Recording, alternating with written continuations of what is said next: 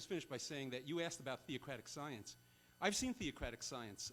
When I was teaching at Rutgers, I had a student who was from Pakistan, and she provided me a lot of articles in English about Muslim science and how the goal of Muslim science should be they actually didn't talk so much about God, but they talked about principles of good and bad that could be discovered and dealt with, and they were talking about good and evil as the subject matter of science.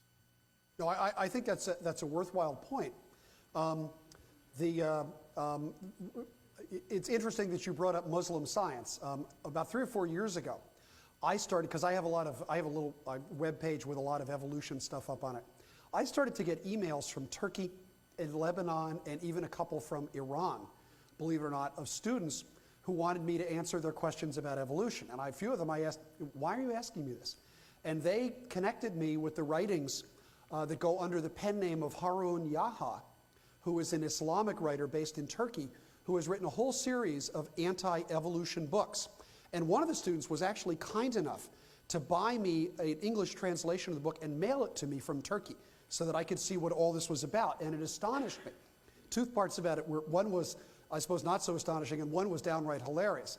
The not so astonishing parts is that all of the arguments made in the Islamic world for the scientific insufficiencies of evolution are just recycled versions of the ones that I've talked to you about here. So there's nothing new.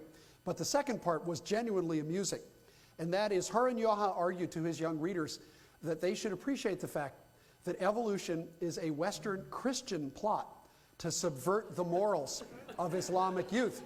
And as part of his proof of this, he pointed out that Charles Darwin studied for the priesthood of the Church of England. And that proves to you that he's just another crusader, which I thought was a rather interesting take. But the other thing, that's worth pointing out, and I think that we can learn a lot from the history of the Islamic world.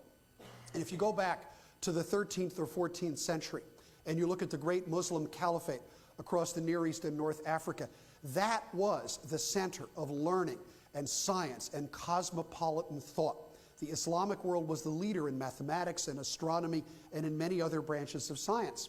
Something happened to the Islamic world to the point where the amount of genuinely important science done in the Islamic world in the 20th century unfortunately is very close to zero.